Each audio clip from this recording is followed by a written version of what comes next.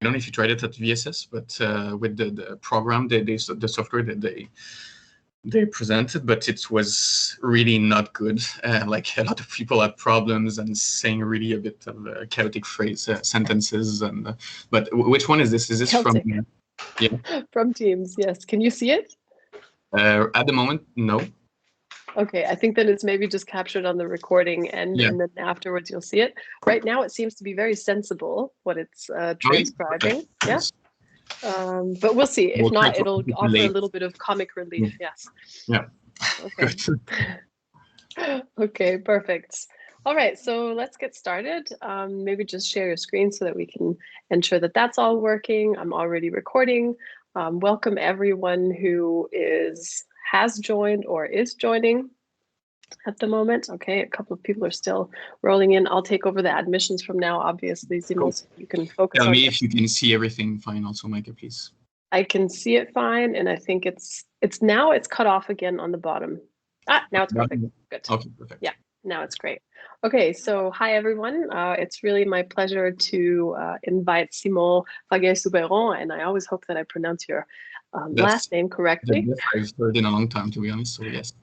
Okay, good. So yeah, I'm really looking forward to hearing about some data that was partially a collaborative project, partially some new data that I don't know about. Simon is a PhD student working with Frédéric Gosselin and Yann Charret. And so he's kind of between the UK and Canada, but currently obviously stuck in Canada. And yeah, I'm really looking forward to hearing this talk today. And yeah, Simon, just tell us if you want to have questions at the end or in between. You choose, let me know. And to be honest, I'd be super happy if anyone wants to interject and when I present something. If you have any questions, I don't care whenever you want to ask them. Obviously, any comments are super welcome for this. Okay, cool. So then, guys, if anyone wants to ask any questions, then please just unmute yourself and ask directly, because we can't always ensure that everyone is going to be able to see the hands up, and I don't want to miss anyone and be a bad host. So thank you very much, and I'll disable my camera now.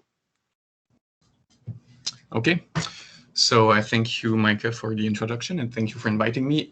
This presentation is part of what's going to be presented in my PhD thesis, which is going to be hopefully done in 2022.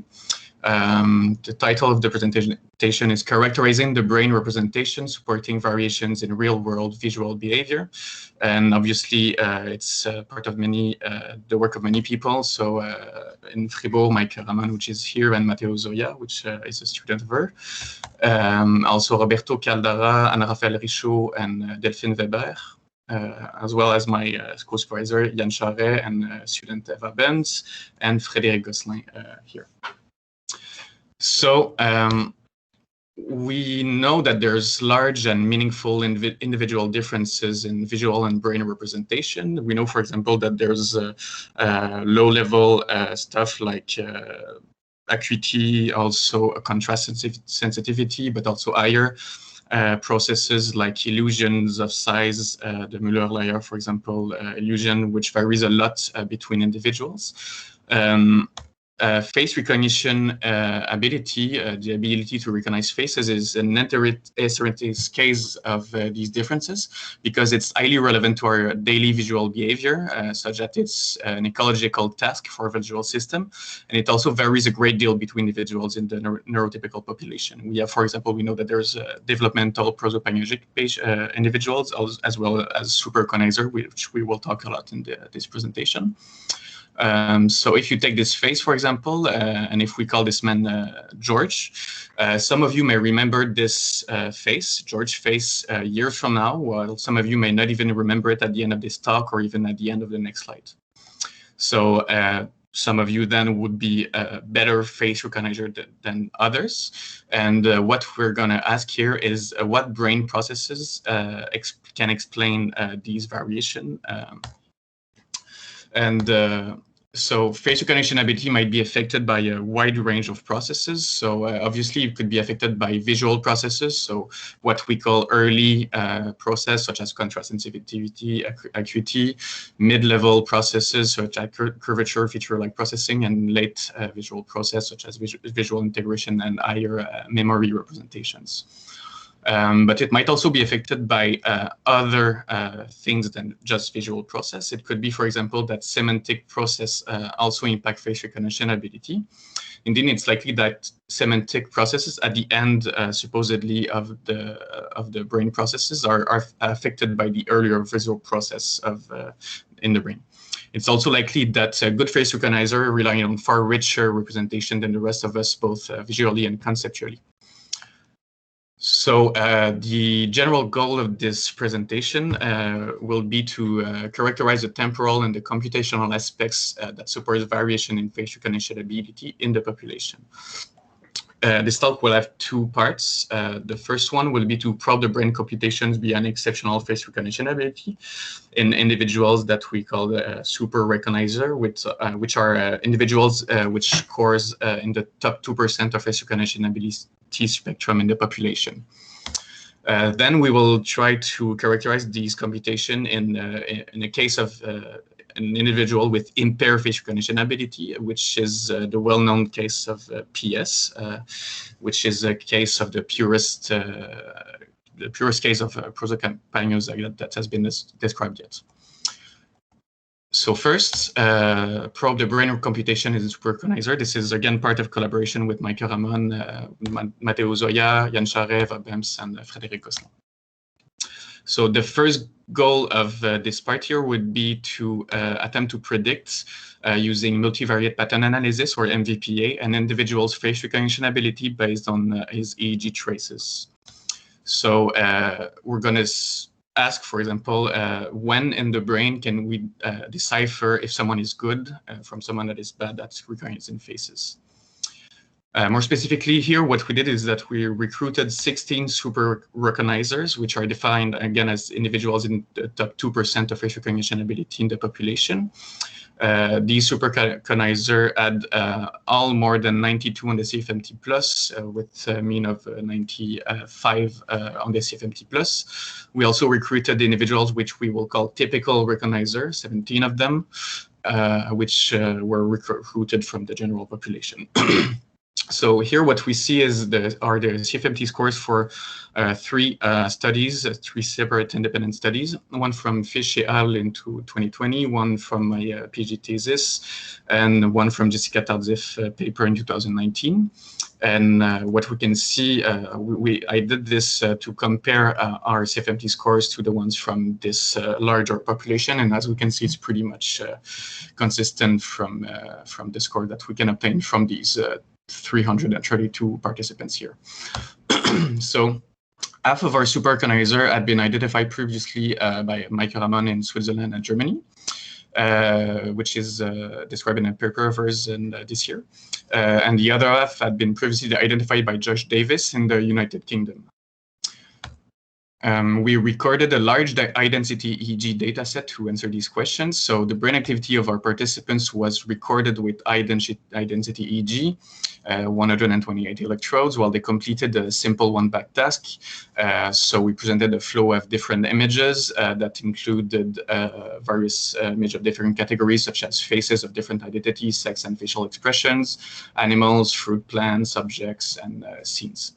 The task, I'm going to explain just a bit. I assume most of you are familiar with one-back task, but to give you an idea, you just have to keep in memory the previous image that was presented to say if the one that is presented now, for example, here, is different from the last. So here, for example, this will be a one-back task, and the participant will answer, yes, it's one-back. Note that all the images were equal. The luminance profile of all the images were equalized on the mean luminance profile.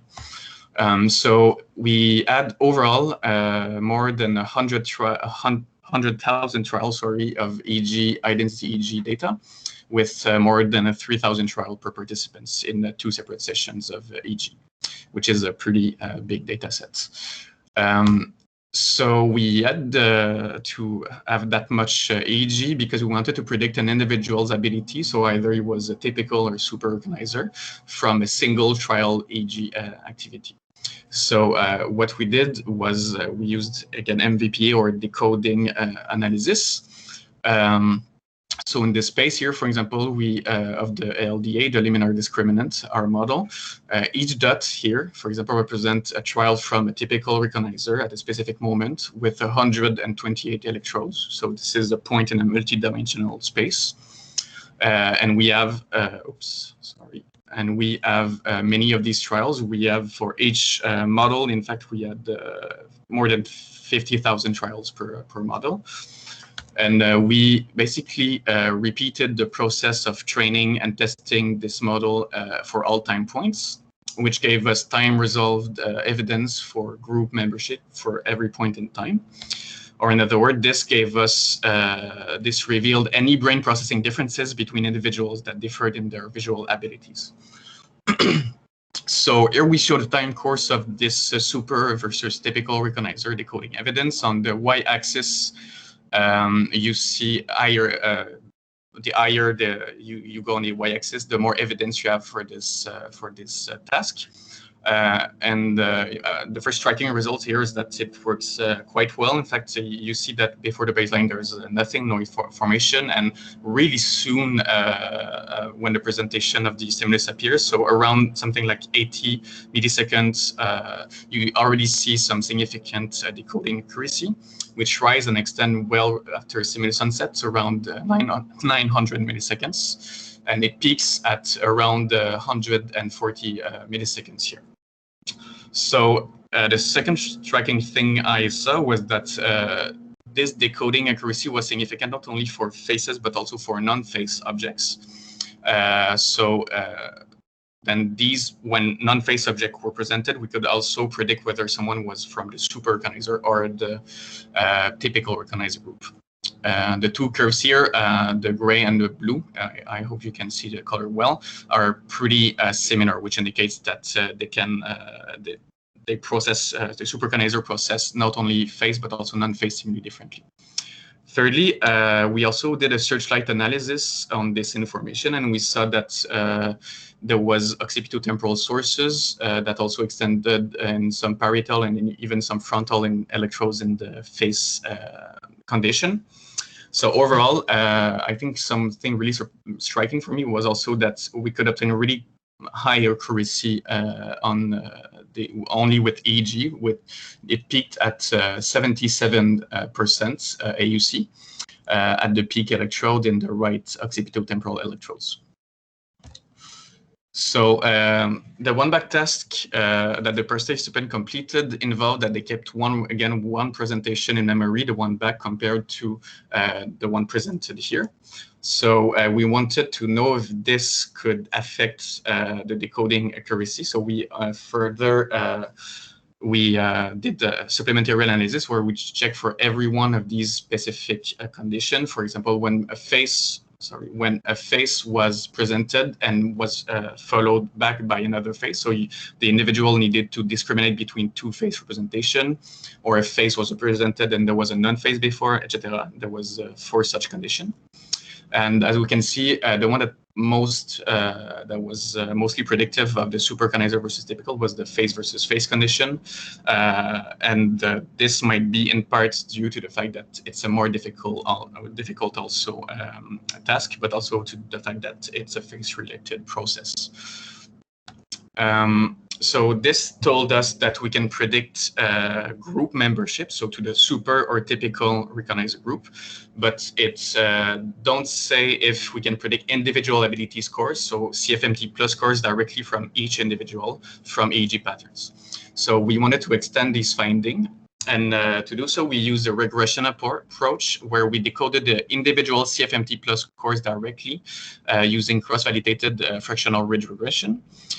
So what we see here is the actual correlation between the predicted CFMT scores and the measured CFMT scores of our participant at each given time point.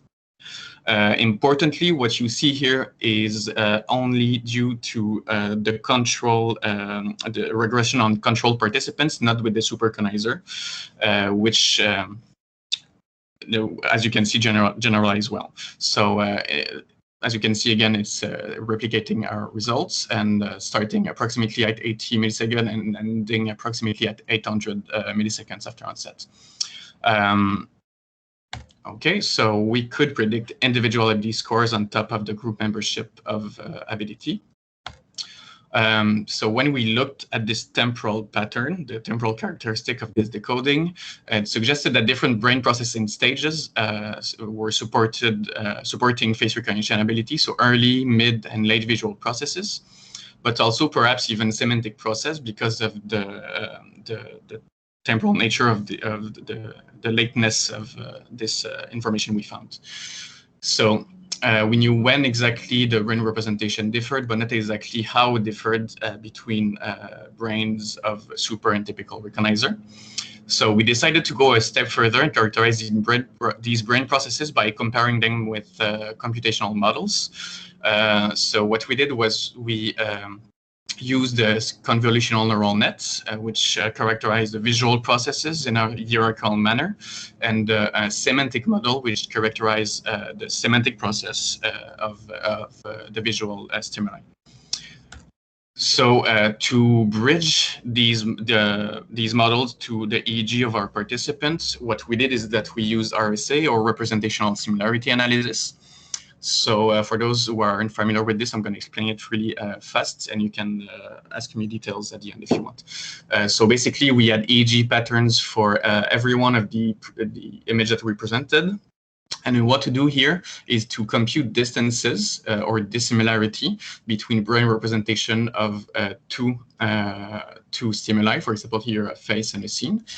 And then the dissimilarity we use was a linear discriminant again. And when you do this for two stimuli, and then you do this for every pair of stimuli possible, for example, the face and another face, then the face and the scene, etc., until you have every pair of distances possible. And this creates a representational dissimilarity matrix, or RDM, which can be seen as a sort of a snapshot of how a brain encodes different types of stimuli at a moment in time for EEG here. So here, for example, we have, again, RDMs for every point in time. I'm going to show just a quick video for you to see that there is some kind of categorical information in these RDM that we can decipher from EEG. So this is before the stimulus presentation, and as soon as there is, for example, the P100, there is already even information now, but this is at 150, so near the N170 window, which we can see that in blue here, they are the faces stimuli, and the other ones, so the scene, the animals, and the objects are in hotter color.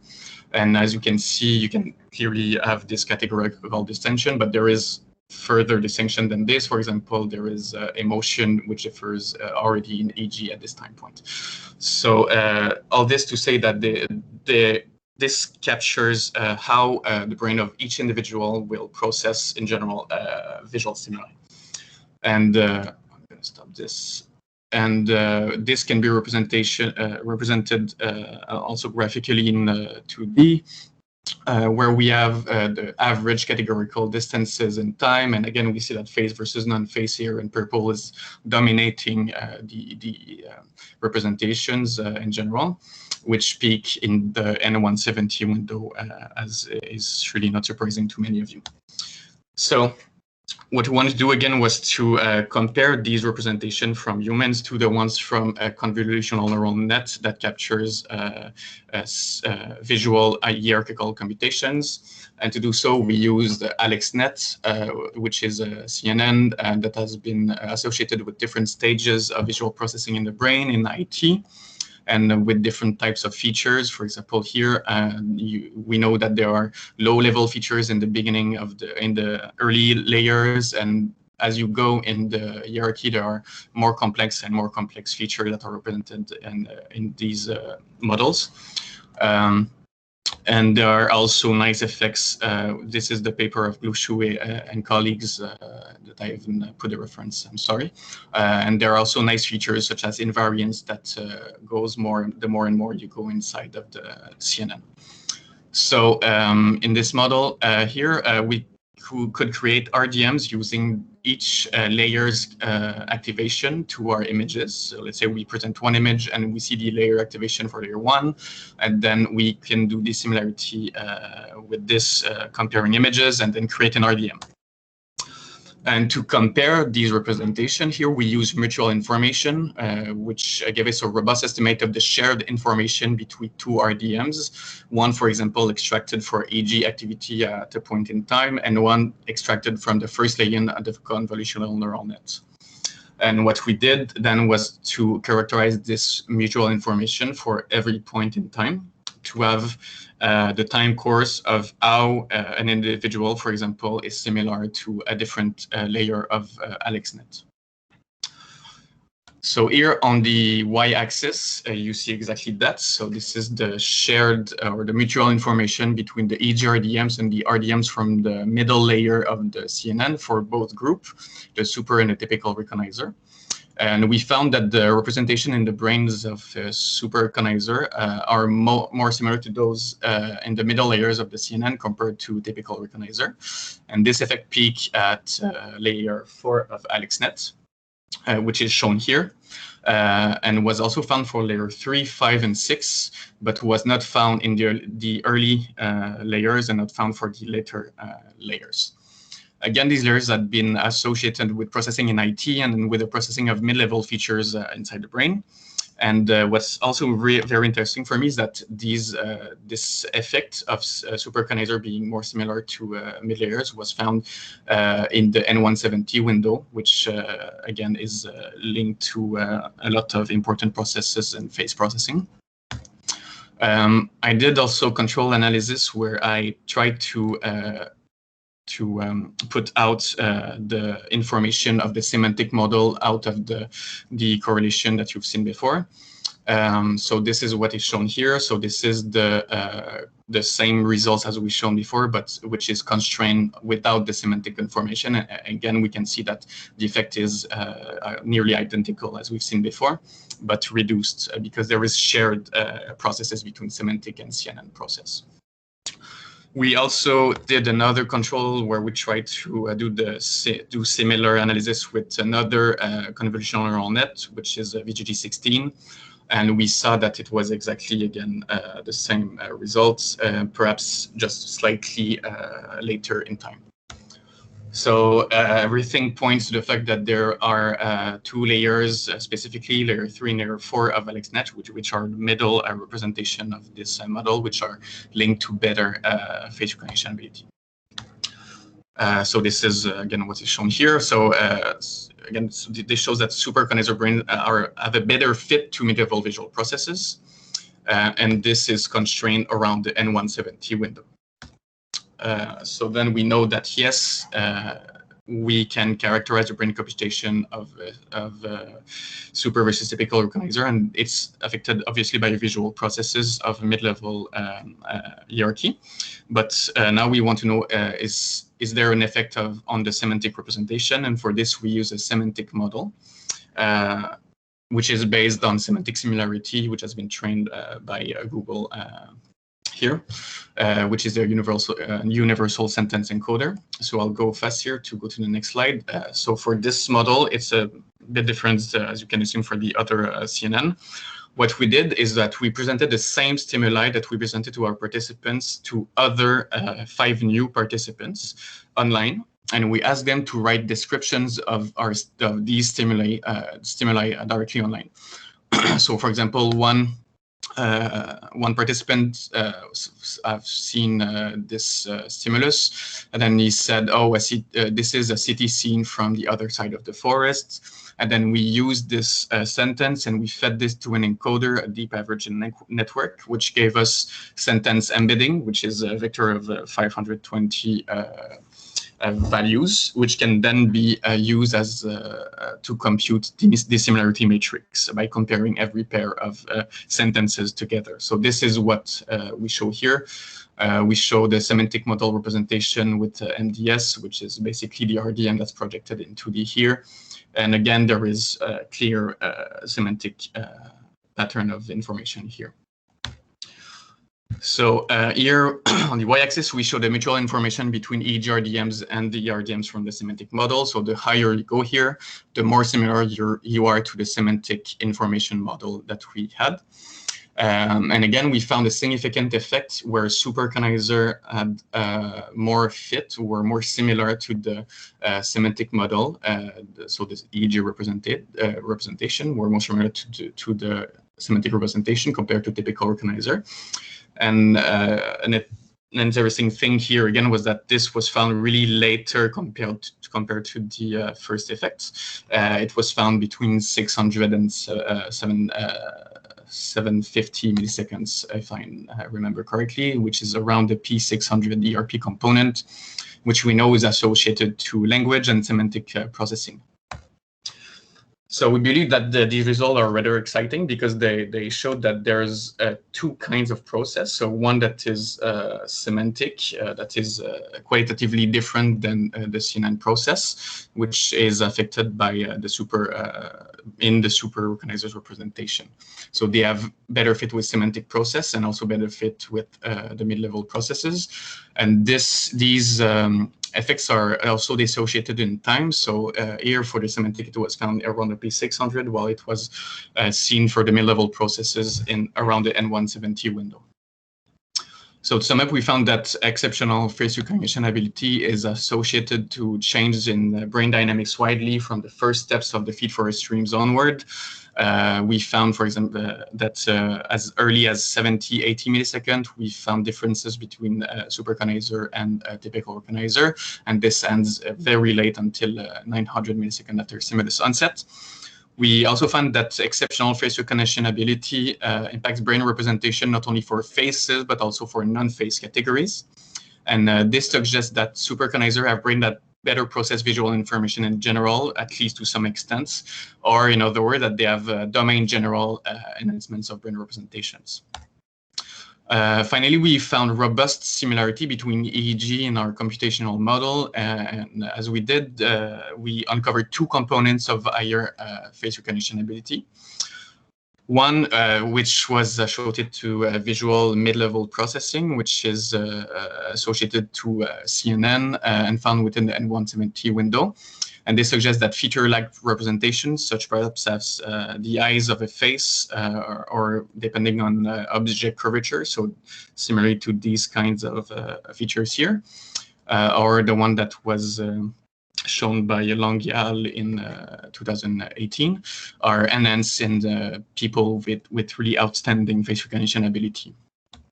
And for me, also, I think that this matches well with other behavioral stuff that was done in superconizer and face recognition ability in general from our lab with Frédéric Gosselin, which, for example, showed that superconizer used some feature more the eyes, for example, more compared to developmental prosopagnosic, but also to typical recognizer in general. We also found the high-level semantic processing that was affected by face recognition ability, and this was found much later within the P600 window. And this underlines that semantic processes are linked to real-world important changes in our visual behavior. So we then know what's, we go now to the second phase of the talk, where we ask, okay, we know that outstanding face recognition ability is affected by semantic and visual processes, but is it the same thing when we look at individuals without face recognition ability or with really impaired face recognition ability? We will ask if the computations that we outlined just now are absent or deficient, and when they are deficient or absent. And this part here is in a collaboration with Roberto Caldara, Ana Rafael Richaud, and Delphine Weber. And it's called the in-depth characterization of the representational dynamics in a patient with acquired prosopagnosia. So prosopagnosia, as you can all imagine, is a clinical condition that affects faces specifically. It's an inability to recognize faces. So, for example, prosopagnosia, if you were a prosopagnosic patient, everyone around you would be John Malkovich. And we were lucky to test what we call the purest case of acquired prosopagnosia, which is a PS, which is a woman who suffered a head injury in 1992 when she was in holidays in London, and she wanted to cross a road, and she was on the wrong side of the road and got hit by a bus on the head with the mirror. And unlucky for her, this resulted in brain injuries and multiple regions. So here we show the image from Sorgar et al. In 2007, which showed that she had, but it was characterized before in 2003 by Bruno Rossillon. And so basically she had 3 big lesions that specifically affected faces, we think. So the posterior part of the right ventral occipital cortex here, which contains the occipital face area, which we call the occipital face area. She also had a lesion in the right middle temporal gyrus here, and in the left ventral occipital cortex, which included in part the left fusiform face area. So because of this, these lesions, PS has, again, problems with faces in general, and the lab of Bruno Rossillon has extensively studied these behavioral correlates with her, and we know again that face recognition is severely impaired, but now also Anna Federico, which showed that face expression is also impaired in PS. And she can, however, characterize a face as a face and discriminate faces from object, but and it is also okay for the perception of objects in general. So again, what is a computational code, visual semantic, that emerges from this patient, which doesn't have any face identification ability, or nearly not. We did nearly an identical, we did an identical methodology with her, so and 20 participants. So we used identity EEG recordings with 20 participants in total, with 5 age match and PS. And we presented the same stimuli in the one-bag task, presented again these faces, animals, etc. And here we have more than 60,000 trials, with again more than 3,000 trials per participant.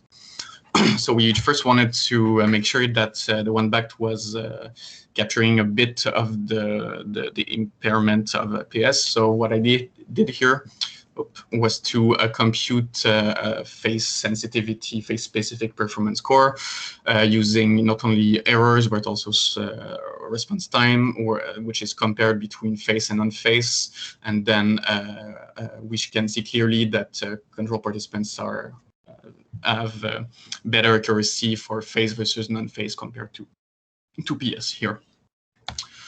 And then we did the exact same thing to know the computational code of PS. We compared the CNN representation we had computed before, and we computed the RDM for PS and other participants, and then the mutual information for this model, and also the same thing for the semantic model.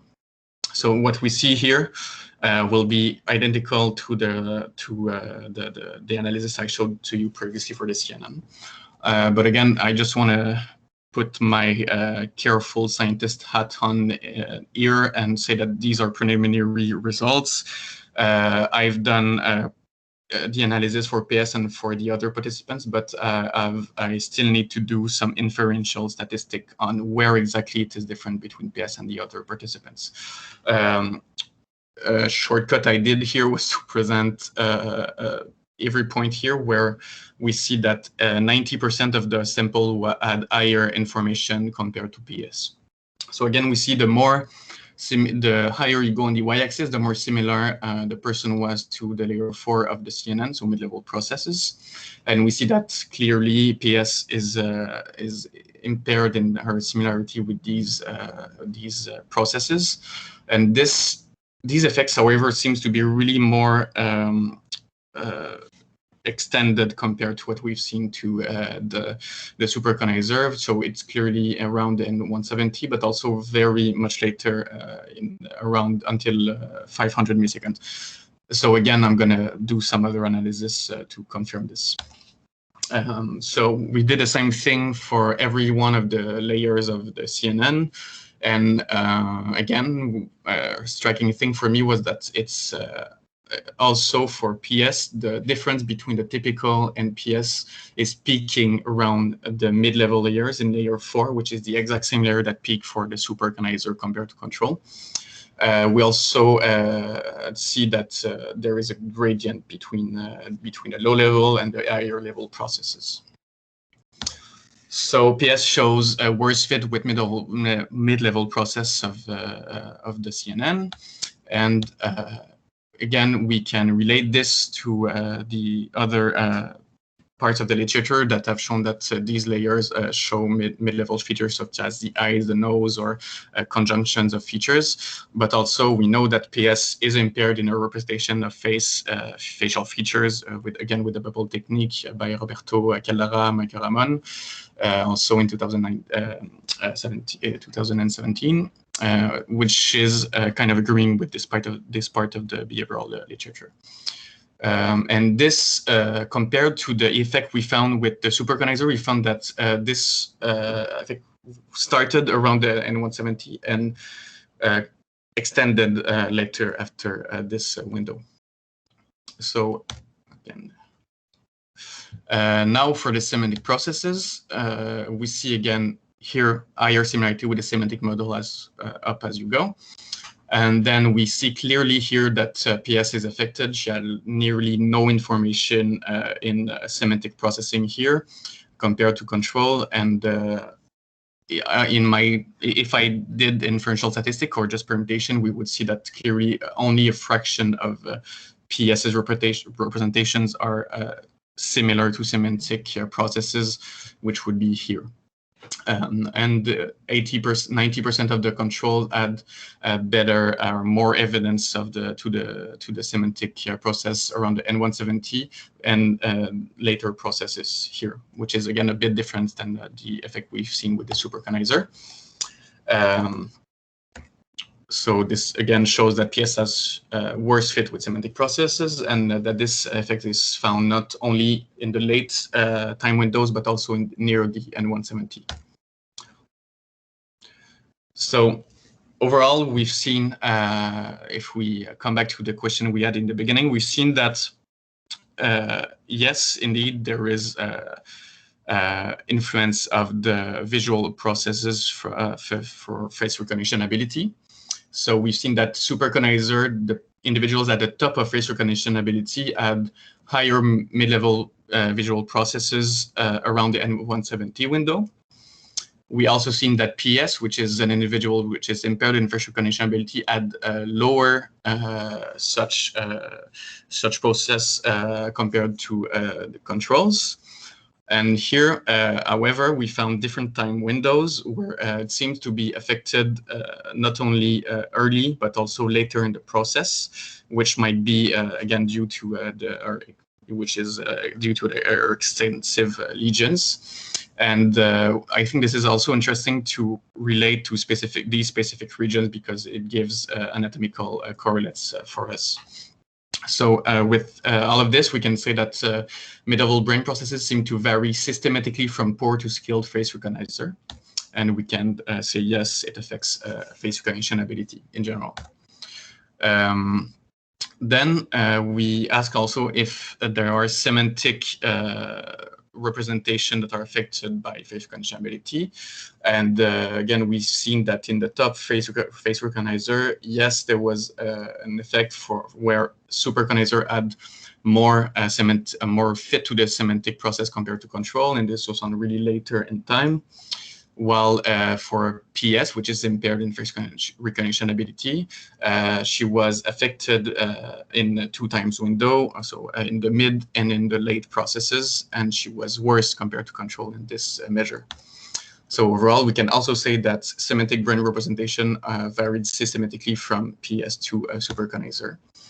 But that this was different between these effects temporally were different between the individuals at the highest and at the lowest end of the spectrum.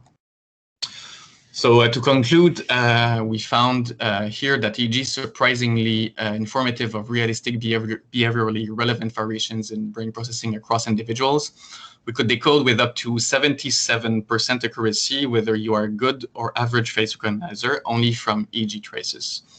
An interesting finding here was also that face recognition ability impacts more than what we consider just purely visual processes, and it extends also to semantic spaces. So if we picture again this face and so how well we remember this face and how well we remember the faces of individuals all around us is linked to rich visual and conceptual level information our brain carries between different faces, objects, and scenes stored in memory. And I think this is a really interesting finding because we tend, as visual scientists studying face recognition, to specify the process for specific tasks, for example, facial expression, facial gender, facial identity, and we only look at the specific process in separation, but we haven't looked really at how these representations relate one to the other. And I think this would be a really interesting way to go for further research. So with this, I thank you for listening. I hope to me the whole time, the whole 40 minutes. And I thank also my supervisors, so Frédéric Gosselin and Yann Charret, and also my collaborators, especially my cameraman, which welcome in Fribourg, and Roberto Caldara, Eva Bems, Nora Richaud, Daniel Weber, Delphine Weber, Matteo Zoya, Jessica Williams, and Ariana Link. So thank you. I don't know if you have any questions. Yeah, I think I'm going to stop the caption. That was indeed quite interesting at some point. There's some clapping. My favorite was Fischella gender. Yeah, you'll have to watch the captions. Indeed, it was very interesting. So we can't see you. I don't know if you want to somehow. Can you see me now? Yep. Something's happening, not yet. Okay, and if everyone else wants to unmute themselves and activate their video so we can engage in the post-talk discussion, that would be fantastic. And as usual, I've got some questions, but I won't start. So anyone else who wants to ask some questions. Even if you have comments, don't hesitate. I'll be happy to answer. Go for it, Pete. I'm quite glad that my camera was off during that because I've been sitting here with my mouth hanging open a lot of the time. That's astonishing work. But there was one thing I didn't quite understand was what the humans were doing for the semantic bit. So you've got this Google thing that's producing a representation of that sentence. What's the human task that you're correlating with? Well, basically, we've shown 50 images to participants in the EEG, and we use the same images. We present 5 new participants with the same images, and we ask them, please describe with as much detail as possible these images. So, for example, there was a scene, and then if I describe your scene now, so there's 3 trees with rainbow and Peter and Cock, which is in a presentation. So that would be my describing sentence for this image. And we did this for every one of these images. And then these sentences, these are the one which we fed to the Google Universal Encoder. Yeah. And then you're relating that to what the humans are doing, just looking at those images. Yeah. So to the EEG, they were looking at the same images, but so there should be some kind of shared process between the two. Yeah. All right.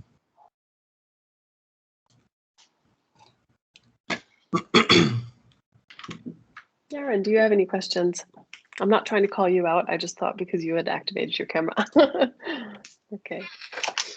Awesome. Anyone else before I go? Also, if someone wants to give me pointers on how normally you test inferential statistic with a case study, please don't hesitate. I would be super happy. But I think Mike has done a lot of stuff on this previously. I think there's some people like Rob McIntosh who could definitely be better people to go to. But yeah, I'd be happy to direct you in his direction afterwards. I have 3 questions that I wrote down. 2 are more important to me. I'm interested in like the differences that you describe in the super recognizers the ones that I mean predominantly stuck out, or the question that I have is, you refer to them as mid-level processing, but the bulk of it was like at quite late stages, let's say 600 milliseconds after stimulus onset. I think it might be important to consider that, in at least the EEG face literature, 600 milliseconds is quite late. Like that's not typically what you would consider then say, I mean, that would be very semantic processing, like everything beyond 400 milliseconds. I would then, be hesitant to describe that as something as mid-level processing, simply because in the EEG literature, it's so associated with semantics. So, but you're referring it to mid-level processing, and I think that might be motivated by the CNN stuff. Is that perhaps why? Exactly. Yeah, so I think it's bridging kind of that would be important. Yeah. Yeah, it's kind of difficult to formulate really precise description of what we mean as low-level, mid-level, and late processes.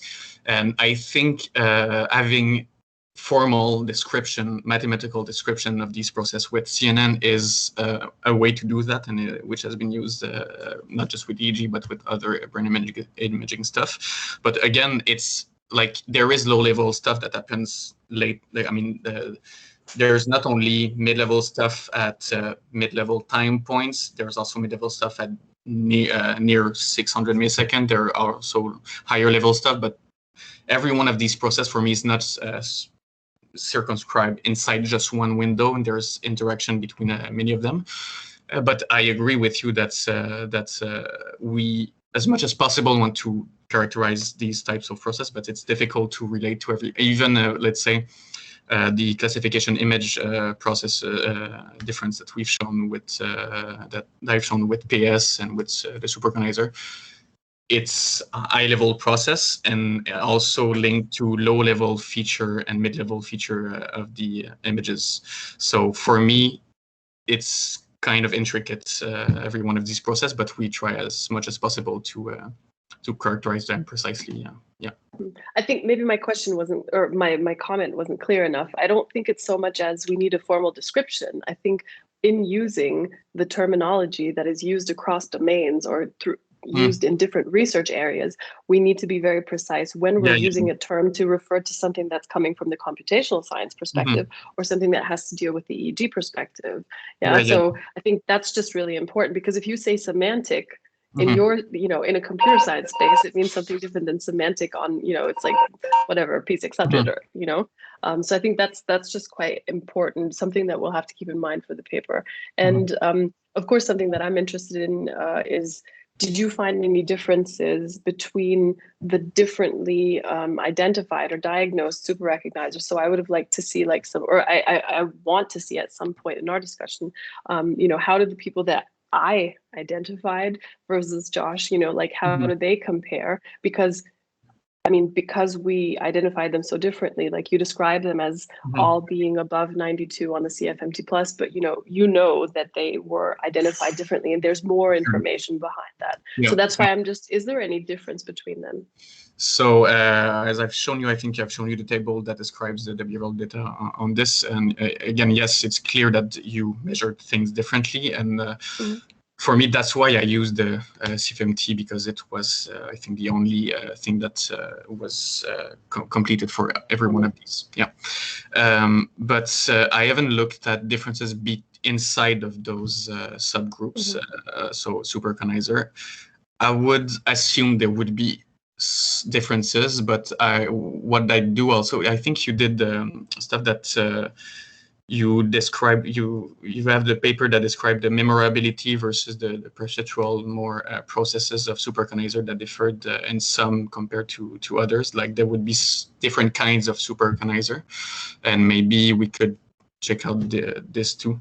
But no, to be honest, I haven't checked the sub sample of in the superorganizer cohort we had. I'm not questioning it. Like, I think that everyone who scores above 92 in the CFMT, they clearly have some memory stuff that's much better. And most likely you have to have good perceptual processing too, so that you can encode that. So I'm not questioning it. I was just wondering whether there would be anything in the data, given the fact that you have, for every individual participant, maybe it would lend itself to seeing whether there would be some kind of different grouping that you could disentangle. So that was just another question. And then I was wondering, because you said it at the end, and I don't know how, maybe I misunderstood it, or you didn't mean it that way. You were saying that, PS's data, it would be very informative because of the fact that you could, link it to specific functions and lesions. And obviously I find her compelling and I've worked with her and everything, but I would always be very hesitant to link any type of behavior or anything specific in her brain to a specific lesion because she has so many. Yeah. Mm-hmm. So how do you deal with that? I mean, if you, I don't, again, I've put my careful scientific hat on just because of these kind of things, but you're right. Clearly, for someone, PS even is one of the best case studies that has been described, and this is a big problem for case studies in general and neuropsychology in general. And what I could say would be that for these specific lesions, maybe there would be something, and what we would do would be to do fMRI with her and with other participants such as Superconizer. We have had this in mind with Roberto and Jan, but because of the COVID stuff happening, and this was a bit more difficult. But clearly, we would need to be sure that these specific region are related to something in superconizers also to say that systematically from someone that is bad, from someone that is good, these regions are one associated to mid-level process and to better recognition ability. And there is, in fact, Talia Conkle, she did a paper, which I've shown, I think, in 2018 in PNAS, and she presented like these mid-level features, curvatures to participants, and she showed that these mid-level features were, in fact, activated many regions in IT, not just like mid-level OFA processes or LOC or something like that. So I think, again, this is something to keep in mind for me, that there wouldn't be, I think, just one region that encode mid-level process. There would be many parts of the brain that does this, but maybe some are more important to do so than others, and maybe PS has this kind of lesion that are important for this process. I think, again, just to make sure that my comment was clear, it's more that given the fact that her lesions are so widespread and she's got, cerebellar lesions and she's got a lot of lesions going on, I would only just be very cautious in saying she's a good case to link specific functions to, it's very, so I actually wondered, did you have in what you're saying that you've planned for the fMRI stuff, would it not be interesting to look at systematically from, say, developmental prosopagnosics to high performers? Like, you don't need PS then if you're going to look at the continuum anyway. Yeah. And in fact, the first interest of my PhD was in the neurotypical normal, say, population. So that's why I talked to you and to Judge Davis and to many people for the superconizer parts. And but yeah, I think you're right that that would be another kind of step up also from PS, and then developmental prosopagnosia, and then typical, and then superconizer. That would be a further proof of this kind of process. Yeah. We talked about this with Frédéric, also Gosselin, and to do something like that. But I haven't had the time, and my PhD is finishing in 1 year, so I don't think I will be able to do this kind of experiments. You're muted, Peter, I think. Sorry, I got a phone call switched off. Does it surprise you that you got such similar correlations with face images, non-face images, and with your semantic stuff? I mean, you looked for it, so I'm presuming that you were kind of expecting it in some way, but were you surprised that it was? Do you mean the fact that we found, so just maybe to understand your question better, like the non-face and face. So when we did the RDM, there is everything inside of it. So we have the face and the non-face. Yeah. So your question is that, is it surprising that we found semantic process even with non-face images? Is that it? Yeah. But did I misunderstand? I thought you had your graphs. You've got face items and non-face items there. So that was the decoding part. Maybe I can share again. Yeah. And just to be sure we're talking about the same thing, because there was a lot indeed. Prediction of individual ability scores, for example. Can you see? No. Slides.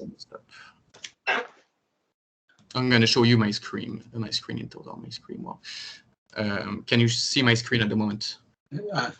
Seeing ourselves. Yeah. Okay. Now I've got your screen. Yeah. Okay. So, are you talking about this part? That's one of the decoding yourself from typical. Yeah. So you've got faces and non-faces there. Yeah. And they're very similar. Exactly. Yeah. So yes, this was surprising to me and to my supervisors also. Right. I mean, the thing is that we made sure that every one of these images, I mean, had the same kind of control, and we also made sure that they had the same numbers of trial, etc.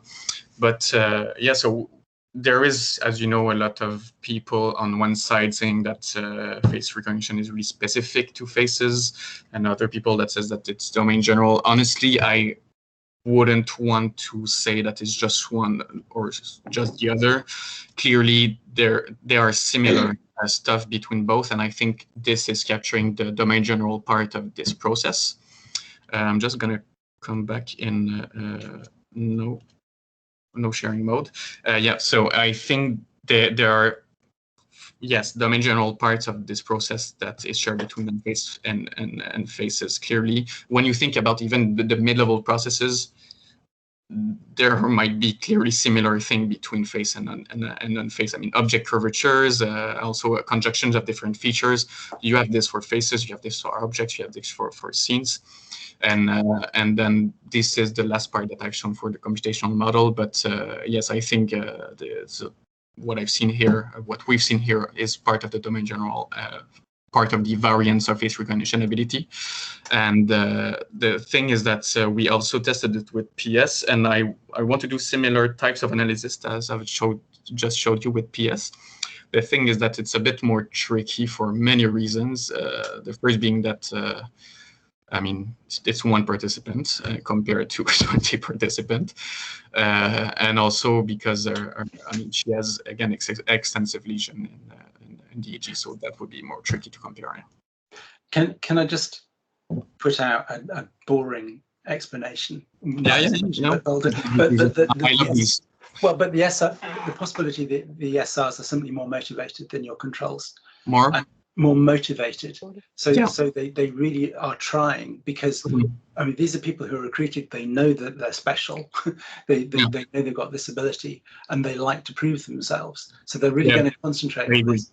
And so we've sorry.